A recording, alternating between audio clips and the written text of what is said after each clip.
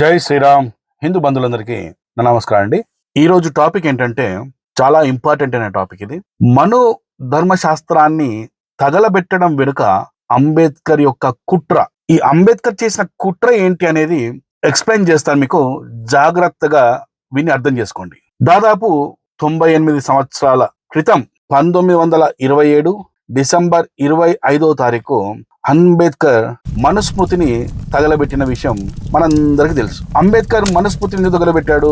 మనుస్మృతిలో వివక్ష ఉంది, దళితులంటే కుల వివక్ష ఉంది, సమాజ వివక్ష ఉంది అని చాలా రకాలుగా మాటలు చెబుతూ మమ్మల్ని వివక్ష చేసిన ఈ గ్రంథాన్ని నేను తగలబెడుతున్నాను అని చెప్పేసి 1927 డిసెంబర్ 25వ తారీఖు దాదాపు 98 సంవత్సరాల క్రితము తగలబెట్టిన విషయాన్ని మనం ఈరోజు గుర్తు చేసుకుందాం. దీని మీద నేను చాలా రీసెర్చ్ చేయడం జరిగింది. చేసినప్పుడు నాకు ఆశ్చర్యకరమైన అంబేద్కర్ చేసిన కుట్రలు కనబడ్డాయి. నాకు ఆ కుట్ర ఏంటి అనేది స్పష్టంగా ఈ వీడియో ద్వారా మీకు ఎక్స్ప్లెయిన్ చేస్తాను. అసలు అంబేద్కర్ మనుధర్మ శాస్త్రాన్ని చదివాడా, మనుస్మృతిని చదివాడా? అసలు మనుస్మృతిని అధ్యాయం చేయకుండానే, దాని గురించి తెలుసుకోకుండానే ఎవడో ఏదో అంతకు పూర్వం ఏవో చెప్పిన మాటల్ని నమ్మేసి మనుస్మృతి తగలబెట్టాడా? ఇది చాలా ముఖ్యమైన ప్రశ్న. ఇది ఎందుకు అంటే అంబేద్కర్ మనుస్మృతి తగలబెట్టిన సంవత్సరం ఏంటి? 1927 డిసెంబర్ 25. స్క్రీన్ మీద డేట్ వచ్చింది చూడండి. దీనికంటే ముందు ఏం జరిగిందో ఒక విషయం చెప్తా చూడండి. 1916 అంటే దాదాపు 11 సంవత్సరాలకు ముందు అంబేద్కర్ ఒక వాల్యూమ్ రాశాడు. ఆ వాల్యూమ్ ఏంటంటే writing and speeches volume number 1. ఈ వాల్యూమ్ ను ఎప్పుడు రాశాడా అని చెప్పేసి దీని మీద నేను కొద్దిగా రీసెర్చ్ చేయడం జరిగింది. రీసెర్చ్ చేసినప్పుడు నాకు 2 విధాలుగా ఆన్సర్ కనబడ్డది. నాకు నంబర్ 1 ఏంటంటే writing and speeches volume number 1 అనే పుస్తకాన్ని 1916లో రాశాడు అని చెప్పేసి ఒక దగ్గర సమాచారం దొరికింది. ఇంకో దగ్గర సమాచారం ఎలా దొరికిందంటే 1916 నుంచి 1930 వరకు దాదాపు 14-15 సంవత్సరాలు ఈ మొదటి వాల్యూమ్ నే రాశాడు అని చెప్పేసి ఇంకో దగ్గర సమాచారం లభించింది. సో ఈ 2 సమాచారాల్లో ఏది కరెక్ట్ అనేది ఖచ్చితంగా చెప్పలేము. ఈ 2 సంఘటనలకు అంటే 1916లో రాశాడా లేక 1916 నుంచి 1930 వరకు ఈ 15 సంవత్సరాలు ఈ వాల్యూమ్ రాశాడా? సో ఇక్కడ నా పాయింట్ ఏంటంటే మనుస్మృతి కంటే ముందే వాల్యూమ్, మొదటి వాల్యూమ్ రాస్తే ఆ వాల్యూమ్ లో అంబేద్కర్ ఏం రాశాడు అనేది మనకు చాలా ముఖ్యమైన పాయింట్. మనకు ఎందుకు ఇంతగానం వాల్యూమ్ నంబర్ 1 గురించి మాట్లాడుతున్నా అనేది ఇప్పుడు మీకు తెలుస్తుంది. ఒక్కసారి మీకు ఒక రిఫరెన్స్ చెప్తే చూడండి. కులం వర్ణం పై అంబేద్కర్ ఏమన్నాడు అనేది వాల్యూమ్ నంబర్ 1 అంటే 1916 మనుస్మృతిని తగలబెట్టక ముందే రాసిన వాల్యూమ్ లో ఆయన ఒక మాట రాస్తున్నాడు. ఏంటంటే ఇంగ్లీష్ వాల్యూమ్ అయితే పేజ్ నంబర్ 59, తెలుగు వాల్యూమ్ అయితే పేజ్ నంబర్ 76. అందులో అంబేద్కర్ ఏం రాశాడు చూడండి ఒకసారి. కులం వర్ణం ఈ రెండింటి మూల సూత్రాలు ఒకటి కాదు.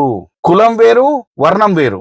కులం వర్ణం ఈ రెండింటి యొక్క మూల సూత్రం ఒకటి కాదు అని స్పష్టంగా చెప్తాడు. కులం వేరు, వర్ణం వేరు అని స్పష్టంగా చెప్తుంది ఆయన. వాటి మధ్య ప్రాథమికమైన భేదం చాలా ఉంది. చూడండి, కులానికి వర్ణానికి మధ్యలో ప్రాథమిక భేదం చాలా ఉంది అని అంబేద్కర్ తన వాల్యూమ్లో రాస్తున్నాడు. కేవలం భేదం మాత్రమే కాదు, ఆ 2 ఒకదానికొకటి పరస్పర విరుద్ధమైనవి. కులం వేరు, వర్ణం వేరు. ఈ రెండిటికి మూల సిద్ధాంతం ఒకటి కాదు, ఈ 2 కూడా పరస్పర విరుద్ధమైనవి అని చెప్తున్నాడు. ఇందులో మొదటిది కులం పుట్టుక మీద ఆధారపడినది, రెండవది వర్ణం అర్హత మీద ఆధారపడినది. పుట్టుకతోనే వచ్చేది కులం, మన అర్హతను బట్టి వర్ణం మారుతూ ఉంటుంది అని చెప్పింది కూడా అంబేద్కరే. సో కులం వేరు, వర్ణం వేరు అని చెప్తున్నాడు. మనుధర్మ శాస్త్రంలో, మనుస్మృతిలో కులం ఉందా, వర్ణం ఉందా? ఇది నంబర్ 1 పాయింట్. ఇంకో రిఫరెన్స్ కూడా అదే వాల్యూమ్ లో ఇస్తున్నాడు చూడండి ఒకసారి. ఇంగ్లీష్ వాల్యూమ్ లో అయితే 92 and 93 పేజ్, తెలుగులో అయితే 127 and 128. ఇక్కడ అంబేద్కర్ ఏం రాశాడు చూడండి. వర్ణం, కులం అనేవి 2 వేరు వేరు భావనలు. వర్ణం యోగ్యతను బట్టి, కులం పుట్టుకను బట్టి నిర్ణయం అవుతాయి. రెండింటి మధ్య జున్నుకు శుద్ధకు ఉన్నంత తేడా ఉంది. చూడండి, కులం వేరు, వర్ణం వేరు, ఈ రెండింటి మూల సిద్ధాంతాలు వేరు, ఇవి పరస్పర విరుద్ధాలు అంటుండు. ఈ 2 ఒకటే కావు అని స్పష్టంగా చెప్తున్నాడు. జున్నుకు శుద్ధ ముక్కకున్న తేడా ఉంది అంటున్నాడు. ఇంకేమంటుండు, స్వామి దయానందుడు మరికొంతమంది చెప్పిన అర్థం ప్రకారం వేదాలలో చెప్పిన వర్ణ సూత్రం సత్యమైనదేనని నేను అంగీకరిస్తున్నాను.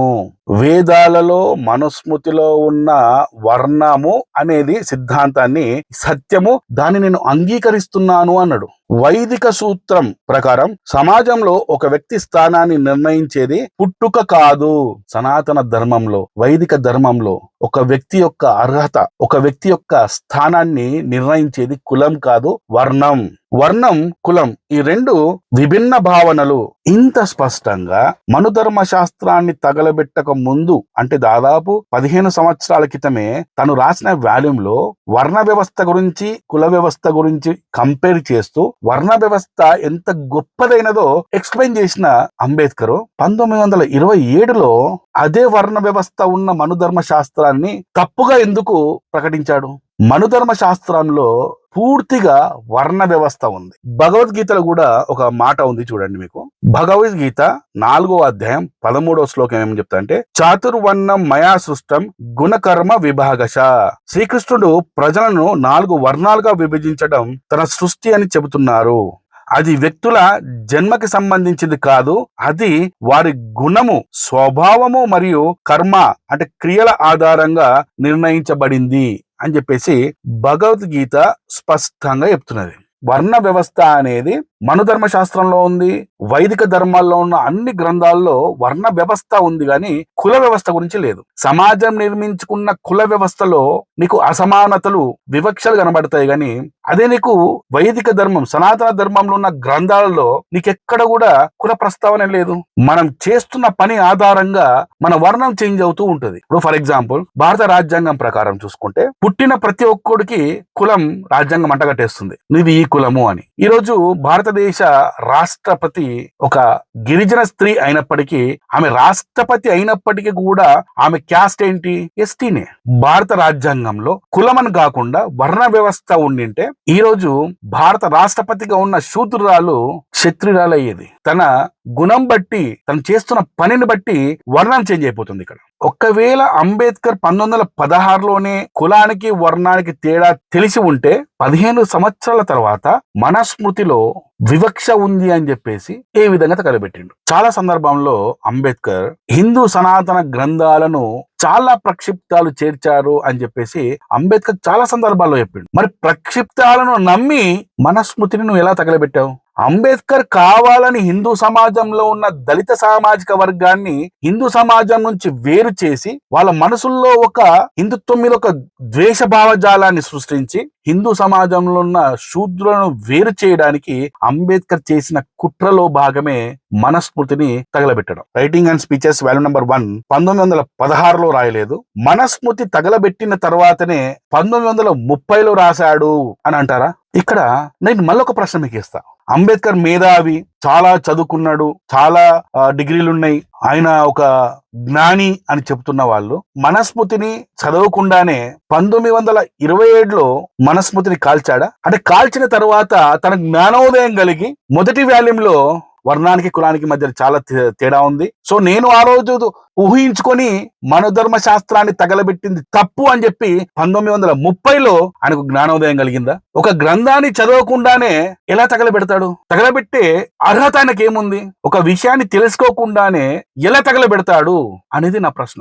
లేదు ఆయన 1916లోనే రాశాడు అంటే మరి అప్పుడే ఆయనకు కులానికి వర్ణానికి మధ్య ఉన్న తేడా తెలిసినప్పటికీ, వర్ణ వ్యవస్థలో ఉన్న గొప్పతనం తెలిసి కూడా 1927లో డిసెంబర్ 25వ తారీఖు ఎలా తగలబెడతాడు?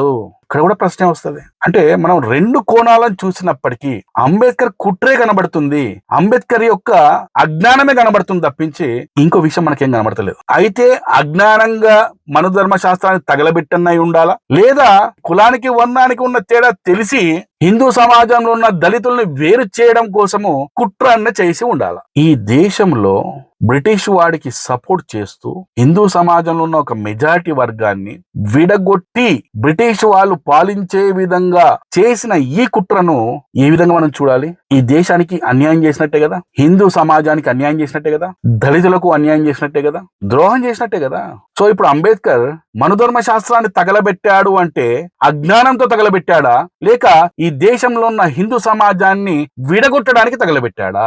ఈ వీడియో చూస్తున్న మీ అందరు కూడా కామెంట్ రూపంలో తెలియజేయండి. ఈ వీడియోను అంబేద్కరిస్టులకు పంపండి, వాళ్ళ దగ్గర నుంచి మనకు సమాధానం కావాలి. నేను అంబేద్కర్ గురించి ఎన్నో విషయాలను ఆధారాలతో బయటపెడుతున్నాను. మేము అంబేద్కరిస్టులము, మేము మేధావులము, అంబేద్కర్ జీవితాన్ని మేము చదివి వడపోసాము అని చెబుతున్న అంబేద్కరిస్టులు కదిరి కృష్ణ కావచ్చు, కత్తి పద్మారావు కావచ్చు, రెంజల రాజేష్ కావచ్చు, బైరి నరేష్ కావచ్చు, ఇలా ఎంతో మంది మేము అంబేద్కర్ ను వడపోసాము అని చెప్తున్న మీరు నేను చెబుతున్న ప్రశ్నలకు ఎందుకు సమాధానం చెప్పట్లేదు? నాతో చర్చించే దమ్ము మీకుంటే కింద నా నంబర్ ఉంది, లోగోలో నా నంబర్ ఉంది. Choice is yours. నేను ఏ అంబేద్కరిస్టుతోనైనా మాట్లాడడానికి, చర్చించడానికి సిద్ధంగా ఉన్నా. ఉస్మానియా యూనివర్సిటీలో ఉన్న అంబేద్కరిస్టులతో కూడా నేను చర్చించడానికి సిద్ధంగా ఉన్నా. నాకు ఫోన్ చేయండి. మనస్మృతిని తగలబెట్టడంలో అంబేద్కర్ కుట్ర మీకు స్పష్టంగా చెప్పాను. అండ్ ఇంకో విషయం మీకు చెప్పబోతున్నాను. క్రిస్మస్ పండుగ వస్తుంది. అలాగే ఆ రోజు మన తెలుగు 2 రాష్ట్రాల్లో ఉన్న హిందూ వ్యతిరేక శక్తులు మనస్మృతిని తగలబెట్టాలని ప్రయత్నాలు చేస్తారు.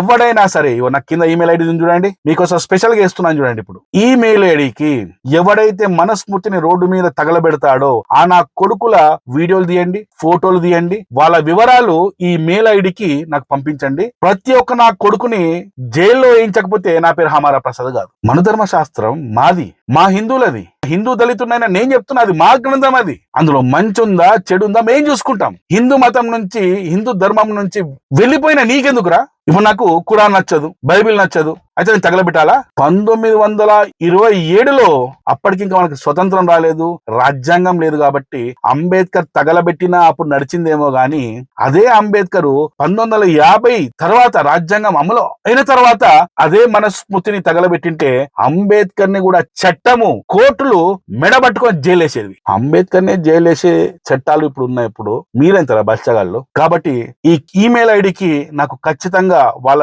పూర్తి వివరాలు, వాళ్ళ ఫోటోలు, వాళ్ళ వీడియోలు, వాళ్ళు ఆ తగలబెట్టేటప్పుడు మాట్లాడిన మాటలు రికార్డ్ చేయండి, ఫోటోస్ తీసుకోండి. ఇంకా వీడియో ఉంటే ఇంకా చాలా బాగుంటది. ఆ వీడియోస్ నాకు మెయిల్ కు పంపండి, నేను చూసుకుంటా. ఒకవేళ మెయిల్ లో మీకు ఏదైనా ప్రాబ్లం ఉంటే నా వాట్సాప్ కింద నంబర్ ఉంది, నా వాట్సాప్ పంపండి. Thank you. జై శ్రీరామ్.